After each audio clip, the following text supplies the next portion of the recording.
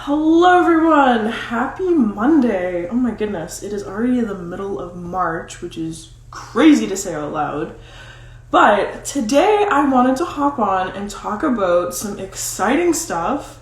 So I just signed an invoice and contract for a $5,300 a month partnership for an agency client, which is crazy.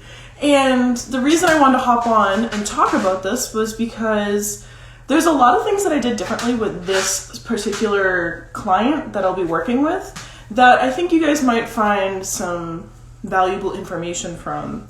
So I just signed the contract and the invoice, waiting for them to sign it as well.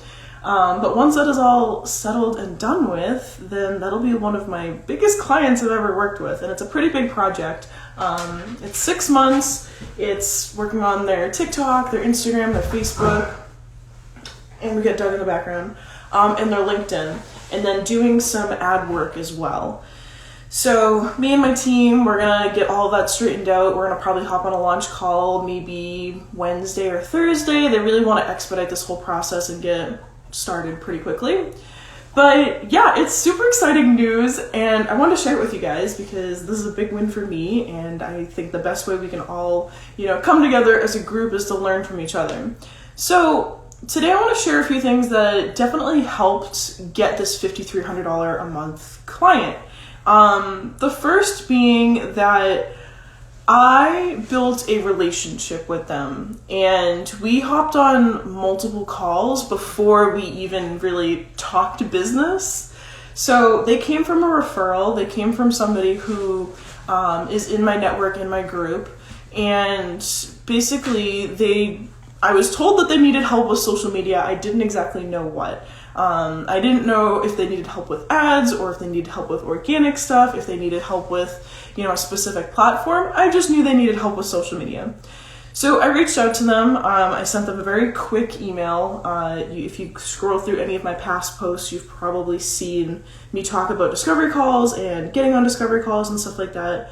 But yeah, I sent out a pretty quick email. It was literally nothing crazy. And sorry, my hair is a little messed up, so I'm trying to fix this while we chat. But yeah, it was a very, very quick email, and they didn't get back to me the first time. They did not get back to me the first time. It actually took me reaching out another 2 times before, hey, come here. It took me reaching out another 2 times before they got back to me. And the reason, and I think this is something important to note whenever you're reaching out to clients, or if you get a referral or something and they don't get back to you the first time, definitely reach out multiple times, you guys, because this person they actually currently live over in Japan. So it's like a 14-hour time difference or something, like something crazy like that. So 7 o'clock my time, 7 a.m. is like, they're in bed by now. It's like 9 o'clock p.m. over there.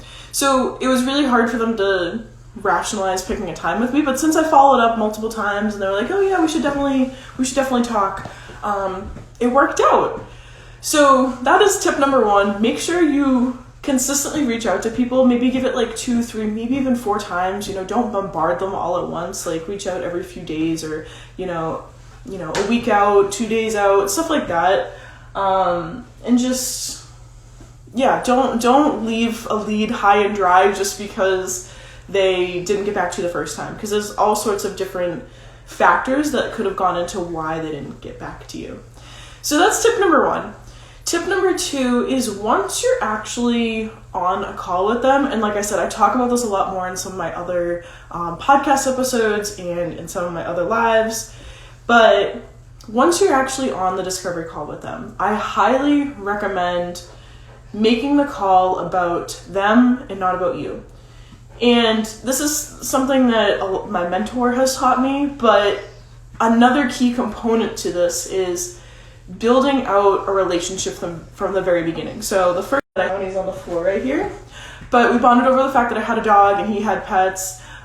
He was in the military and my fiance's in the military, so that definitely helped with building a relationship with them. And once that connection was formed, that's when we really started talking business. And it only takes like maybe 2, 3, 5 minutes tops to build out that connection and find similarities and make it more of a personal conversation and a personal connection rather than just, hey, we're talking about business, I'm just going to do social media for you, this is what I can offer, stuff like that. You want to make it way more personal and way more fun and exciting for the other person on the other end, because you got to think these people are going to be paying you, hopefully thousands of dollars every single month, and you want it to be a good relationship. You want strong communication down the road. And the best way to do that is to make it more personal, So we talked about my dog, we talked about the military, we talked about, his time over in Japan, and all of that took less than 5 minutes. But you could tell right off the bat that it was a different connection, and it was something really, really unique. The best way I can put this is if you're young, if you're, well, you don't even have to be young, but if you're dating and you're looking for a new partner, you're looking someone to spend your life with, like those first few connections, like, when you meet someone for the first time, like those are going to leave a lasting impact on you later on. So make sure that you want to lead out strong, right? You want to lead out with things that like make sense to you, that you're passionate about, that you want reciprocated in the relationship. So that is like my biggest thing here, is just make sure that it's very, very, very personal. And I think that's where a lot of marketers get kind of stuck, is they make it either all about themselves or they lack that human connection. Like, you're speaking with a human, you guys. You're not just speaking with, some robot on the other end, hopefully. Like, the person that you're talking to is real, and they probably have, past clients or past, service providers that they worked with and they had troubles. Like, definitely get to the root cause of all of that, and don't just be, don't just be a robot talking with people. Like, you are a human, they're a human, connect with them. So that's my next tip. Another tip that really worked out for me was when we were doing the proposal.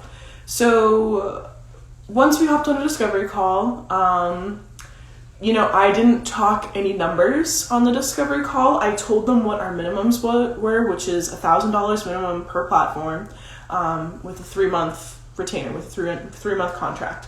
That is like my baseline, and anytime anyone asks numbers, that's what I put down, because it's so hard to give you a rough estimate when you're on the call with someone.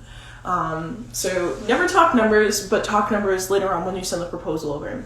And when you're sending that proposal over, something that really, really helped me was creating a custom video for them. So what do I mean by a custom video? I mean a simple Loom video where you basically record yourself talking about what's inside the proposal. You talk about, a little bit of the strategy that you plan on implementing. Doug, stop it. You plan on, everything that you plan on implementing within their project and whatever the realm of content creation or, whatever the service is. And that video is awesome for multiple reasons. One, if you're using Loom, you can see when people view the video.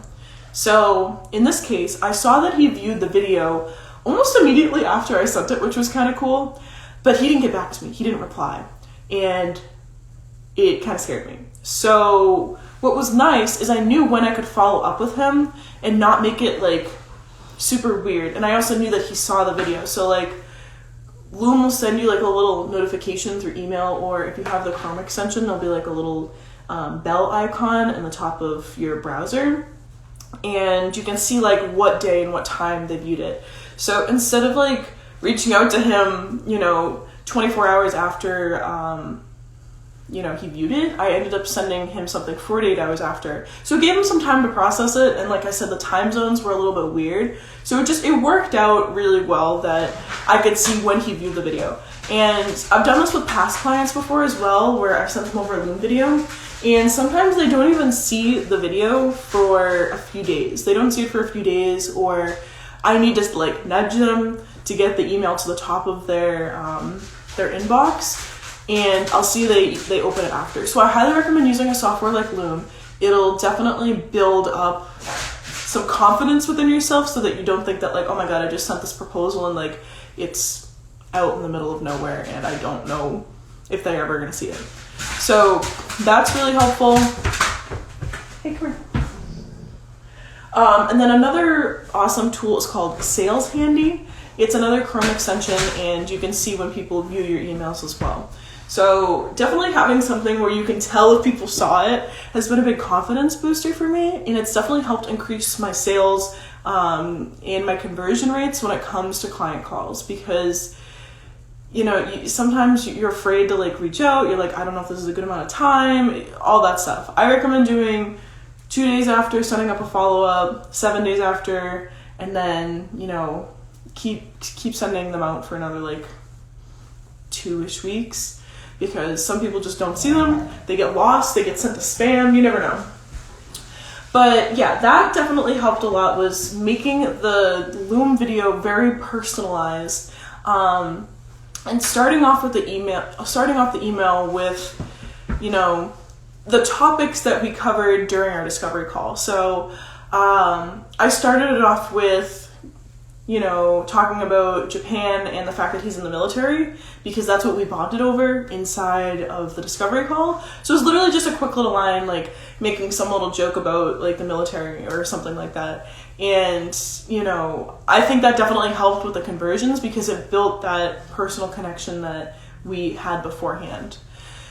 But yeah, that was the proposal. After that, another thing that really helped was we hopped on another call. So at the end of the proposal email, I put in there like, hey, I basically put all of the information inside the email, like prices, what's included in each package. It was all right there. But at the end of it, I said, each of these packages is custom, and I'm looking forward to a long-term relationship. So if you have any questions, or you'd like more explanation on what's included in each set of these packages, let's hop on another call and chat it out for 10-15 minutes. And he took me up on that. We reached out, we went back and forth, figured out a time that worked together, and we ended up hopping on a second call together. And on that second call, we talked about some clarity things for him. So some of the stuff in the proposal wasn't 100% clear to him, and we talked it out. We figured out what we needed to take out, what we needed to add in, and to my surprise, he ended up going with my highest tier package. And I was fully expecting it to be maybe tier 1 or tier 2, which was just simple content creation, scheduling it, putting it out, captions, hashtags, stuff like that. But no, we ended up taking like my full marketing strategy, which was really cool. Also very, very intimidating, but it was really, really cool. So I highly recommend hopping on another call to work out any sort of kinks in the system, because what's clear to you over the proposal might not be 100% clear to someone else who's not experienced in that field. So when I put down like lead generating tactics or social media content creation plan for 30 days, a lot of times people who are hiring you for specific things don't fully 100% understand what you mean by that. And hopping on that second call, even if it's for like 10-15 minutes, just gives them that extra clarity that will make them go forward with a sale in the end. So when we hopped on that 10-15 minute call, we talked about the different lead generating tactics. We talked about the different content creation plans, and we ended up talking about ads as well, because I didn't know that he really needed help with ads, and I didn't include that inside of each of the packages. So we ended up taking out a few things and adding a few new things to it. And it was really cool to see this whole process play out. So that's pretty much it, I think, with building connections and like, getting the whole process kind of off the ground. Another thing that really helps as well, I just thought of this, is anytime you send like an email to a specific person after you hop on a discovery call, or if you know a little bit of information about them beforehand that you can connect over, include that inside of the subject line. Like include like a little witty subject line, because they're going to be more inclined to open it instead of just saying like, here's the proposal and contract and onboarding information. Like make it more fun, make it more, personalized to you, on brand with you. Because your branding goes very, very far. And I'm going to talk a little bit about this later on when I go live in the Facebook group. But yeah, those are pretty much the big things. But this is a very exciting opportunity for me, and I really hope that you guys also have some opportunities like this moving forward. And if you do, make sure to send me a DM. I love hearing about these different wins that you guys get. Someone reached out to me the other day that they signed on a $2,000 a month client for their coaching client, and I'm like, oh my god, that's amazing! And I shared that on my stories, and it was really, really cool. So if you have wins like this, definitely send me a DM, and I will share them as well, because everyone needs to be winning, and when you share your wins, everyone wins. But yeah, that is some news on my end. Now, things aren't 100% complete. I always tell people, like, you don't fully have a client until they pay the invoice. So the invoice is not paid yet. Still waiting on that. I literally just sent it over, but I was very excited and I wanted to hop on live and chat with you guys about it. But yeah, I'll let you know how the process goes. I'll let you know what things are different with this client than with other clients that we've worked with, because this is definitely more of a high ticket client. And yeah, if you guys have any questions as well about this whole process, definitely drop them in the comments. I will definitely answer them to the best of my abilities. But the biggest takeaway with this whole live / podcast episode is make sure you are building connections, like genuine human connections with these people. Because even if, for some reason they decide not to move forward and sign the contract and the invoice, I can confidently say that I got to the sale. Like, I got to the point where, they were interested in me and we figured out a plan and we had this really awesome connection. So it's, just build genuine human connections with people. What is a book that actually really helped with this? Hold on. I think it's this book right here. I just look so dumb doing that, but I don't care. I'm also still in my pajamas because I didn't feel like getting up and changing into regular clothes yet. So this book right here, I know it's backwards. It's called How to Win Friends and Influence People.